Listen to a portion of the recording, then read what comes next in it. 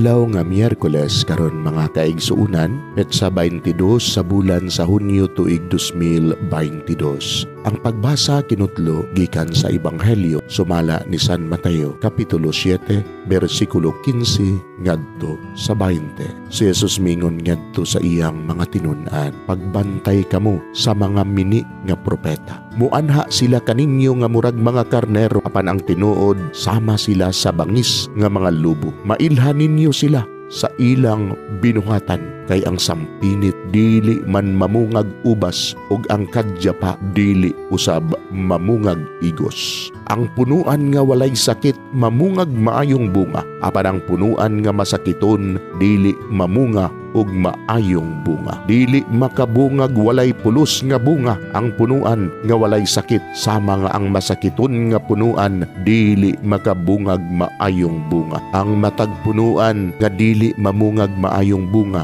putlon ug isugnod sa kalayo. Busa mailhan ninyo ang mga mini nga mga propeta pinaagi sa ilang binuhatan.